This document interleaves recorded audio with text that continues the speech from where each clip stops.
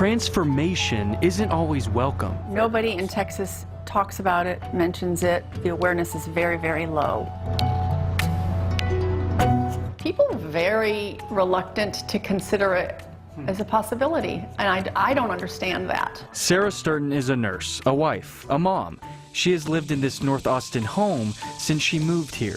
In September, it will be 8 years. But this past December, Out of the blue one day in the restroom at work, she noticed a visible swollen lymph node on her collarbone. As a nurse, this worried her. I knew this was likely not a good sign. After doctors took out 12 milliliters of fluid from the gland, a few days later, she received the worst news possible. It was malignant. Sarah has stage 4 lung cancer. It was horrible. But she had never smoked and had no history of cancer in her family. She was confused until she looked into other causes, specifically one from multiple medical studies. It's very, very clear the #1 cause of lung cancer in non-smokers is radon exposure. This is just charcoal.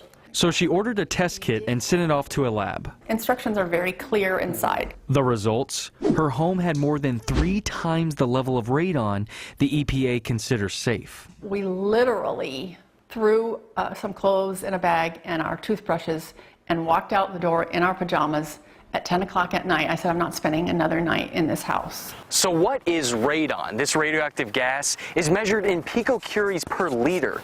You can't see it, you can't even smell it. And which homes are affected is seemingly random. Here's what can play a part: how the home was built, the material used, or piping issues. And the radon comes from the soil or material underneath the house. Breathing in, sleeping in this environment, you don't want to ever be in a plume that's hazardous to your health. David Burgos helped get the radon out of Sarah's house. You never even know it's there. He's a certified mitigator from Elgin, one of only 5 in all of Texas. If there's more people doing it, if there's a market that would be helpful, we need to get more mitigators involved. We need to get more people trained. Not enough mitigators isn't the only problem. While you expect to see a smoke detector in most Texas homes, you won't see many radon detectors. Because unlike 31 other states, Texas has no state or local laws regulating radon. I don't understand why it's not part of a regular home inspection. I would really like to see the radon threat taken seriously in Texas. Texas is considered to be a state that generally has low levels of radon. That does play a part in all of this. But resources to deal with radon have recently been cut. There used to be a state radon officer at the Texas Department of State Health Services. That person retired, and now resources have been shifted to a Texas Tech program. And for 15 years, the EPA provided that department with thousands of free radon test kits until 2013. Now, no more. Testing is easy, testing is inexpensive.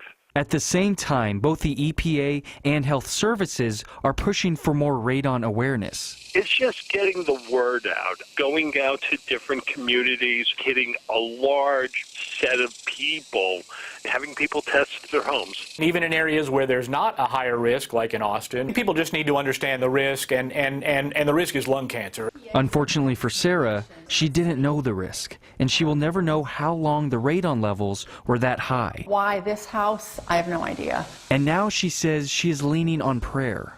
I hope to beat the odds. I mean, the 5-year survival rate is only 15%. And this origami, made by her husband's coworkers, there's a belief that 1,000 paper cranes can make a wish come true. And that's giving Sarah hope for what lies ahead.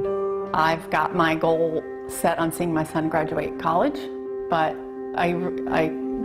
it's really painful to try to think beyond that. Besides the fact, the sadness of leaving my husband alone, is that I'm not going to get to be a grandma.